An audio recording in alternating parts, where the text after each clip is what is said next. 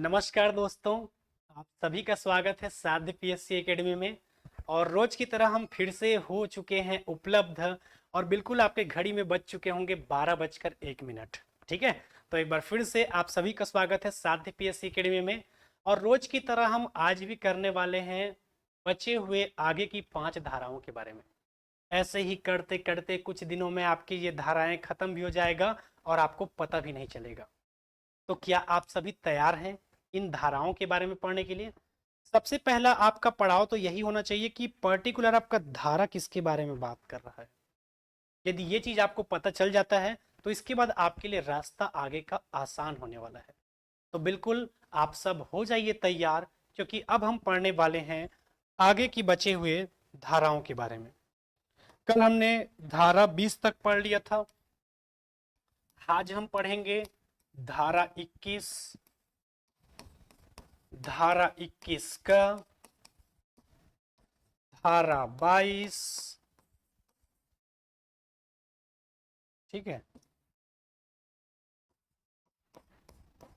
धारा 22, धारा 23, धारा 24 और धारा 25। ठीक है, इसके बारे में पढ़ने वाले हैं आज की क्लास में। तो सबसे पहले मैंने आपको क्लास में कई बार याद करवाया है सात का पहाड़ा। क्या चीज याद करवाया है? सात का पहाड़ा। तो आपको याद रखना है धारा 21 किसके बारे में बात करता है। यदि आपसे पूछ लिया जाए तो याद रखना है ग्राम पंचायत में। कहाँ के लिए? ग्राम पंचायत में अविश्वास प्रस्ताव के बारे में बात करता है। ग्राम पंचायत में अविश्वास प्रस्ताव के बारे में बात करता है कौन? आपका धारा 21। ग्राम पंचायत में हम किसके लिए अविश्वास प्रस्ताव लाएंगे, किसके द्वारा लाया जाएगा, कौन सा अधिकारी इस बैठक की अध्यक्षता करेगा, यदि अध्यक्ष के फैसले से नाखुश हो तो उसके लिए आप किसके पास अपील करोगे, कितने दिनों के अंदर अपील करोगे, कितने दिन बाद आपका अधिकारी निर्णय देगा। सारी चीजों का डिटेल हम पढ़ेंगे क्लास में। पर अभी आपका पहला पढ़ा होना चाहिए ग्राम पंचायत में अविश्वास प्रस्ताव, और इसके लिए हम पढ़ते हैं धारा 21।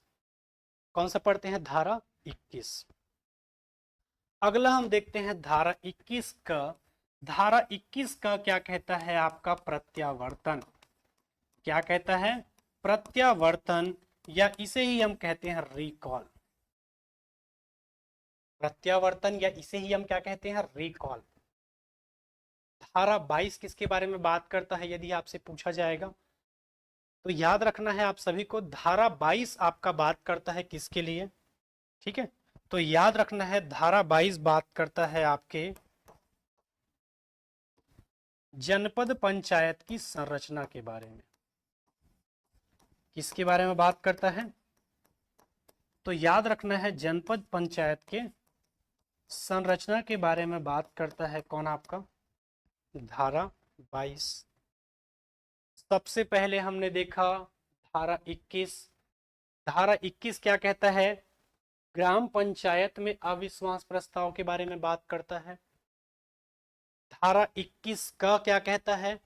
तो प्रत्यावर्तन या रिकॉल के बारे में बात करता है। आखिर ये प्रत्यावर्तन क्या होगा?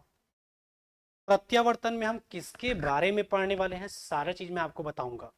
ठीक है, आपको एकदम ज्यादा दिक्कत भी नहीं होगा, एकदम आसान तरीके से हम पढ़ेंगे पूरा क्लास में। धारा 22 कहता है आपका जनपद पंचायत की संरचना के बारे में बात करता है। किसके बारे में बात करता है? धारा 22 जनपद पंचायत की संरचना के बारे में बात करता है। धारा 23 किसके बारे में बात करता है? तो याद रखना है खंड का। ये खंड क्या है इसके बारे में हम देखेंगे। खंड का निर्वाचन क्षेत्रों में विभाजन। खंड का निर्वाचन क्षेत्रों में विभाजन किसके बारे में बात करता है? खंड का निर्वाचन क्षेत्रों में विभाजन के बारे में बात करता है आपका धारा 23। धारा 23 किसके बारे में बात करता है? तो याद रखना है खंड का निर्वाचन क्षेत्रों में विभाजन के बारे में बात करता है आपका धारा 23। धारा 24 किसके बारे में बात करता है? तो याद रखना है समाप्त। किसके समाप्त होने के बारे में बात कर रहा है ये हम देखेंगे क्लास के दौरान। धारा 25 किसके बारे में बात करता है? तो याद रखना है आपके जनपद के अध्यक्ष और उपाध्यक्ष, जनपद के अध्यक्ष और उपाध्यक्ष के निर्वाचन के बारे में। जनपद के अध्यक्ष और उपाध्यक्ष के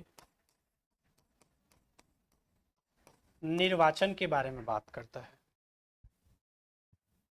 तो पेपर में यदि पूछा जाए तो आप सभी को याद रखना। धारा 23 कहता है खंड का निर्वाचन क्षेत्रों में विभाजन। खंड का निर्वाचन क्षेत्रों में विभाजन के बारे में बात करता है आपका धारा 23। धारा 24 कहता है आपका समाप्त। धारा 24 क्या कहता है आपका? समाप्त। धारा 25 क्या कहता है? जनपद के अध्यक्ष और उपाध्यक्ष के निर्वाचन के बारे में बात करता है। ठीक है, जनपद के अध्यक्ष और उपाध्यक्ष के निर्वाचन के बारे में बात करता है। मेरे कुछ बच्चे कह रहे थे कि सर हमें सिर्फ 3 सब्जेक्ट पढ़ना है, आजीविका, पंचायती राज, ग्रामीण विकास। ऐसे मेरे प्यारे बच्चों के लिए हमने एक बैच लॉन्च किया है जिसका नाम है त्रिनेत्र बैच। केवल 3 सब्जेक्ट। नई बैच प्रारंभ हो चुकी है। प्राइस है आपका 1999 रुपए। और सबसे पहले आपको साध्य पीएससी एकेडमी का मोबाइल ऐप डाउनलोड करना होगा।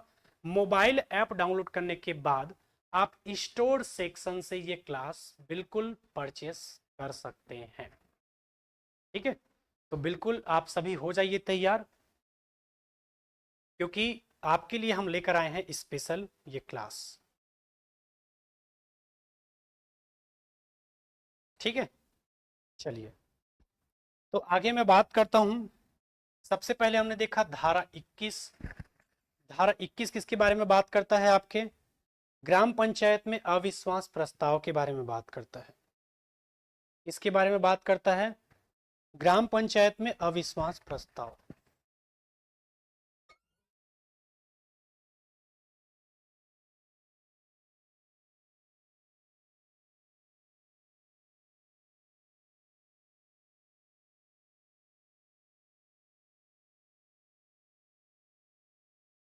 चलिए अब ठीक हो चुका है ना बिल्कुल। तो किसके बारे में बात करता है? धारा 21 कहता है आपके ग्राम पंचायत के अविश्वास प्रस्ताव के बारे में। धारा 21 का कहता है आपका प्रत्यावर्तन या रिकॉल के बारे में। ये रिकॉल क्या है? क्या किसी को मोबाइल में कॉल करना है? अगर आप ऐसा सोच रहे हैं तो बिल्कुल गलत। धारा 22 कहता है जनपद पंचायत की संरचना के बारे में बात करता है। धारा 23 किसके बारे में बात करता है? तो याद रखना है धारा 23 आपका कहता है खंड का निर्वाचन क्षेत्रों में विभाजन। खंड का निर्वाचन क्षेत्रों में विभाजन के बारे में बात करता है आपका धारा 23। धारा 24 क्या कहता है आपका? समाप्त। धारा 25 क्या कहता है? जनपद के अध्यक्ष और उपाध्यक्ष के निर्वाचन के बारे में बात करता है। और बिल्कुल ऐसी ही 5-5 धाराओं को लेकर हम मिलते रहेंगे रोज। तो बिल्कुल आप सभी रहिए तैयार, क्योंकि रोज ऐसे ही 5-5 धाराओं का करने वाले हैं हम पूरा पोस्टमार्टम। और बिल्कुल क्या इस क्लास से आपको कुछ फायदा हो रहा है? तो बिल्कुल आप सभी कमेंट करके बताएंगे और बताइएगा क्या ये क्लास आपको अच्छा लग रहा है। ठीक है, क्योंकि आपके रिस्पांस के आधार पर ही लाया जाएगा ये क्लास। तो फिर से मिलते हैं और बहुत सारे इंपॉर्टेंट रेडियो से रिलेटेड न्यूज़ लेकर। तब तक के लिए धन्यवाद।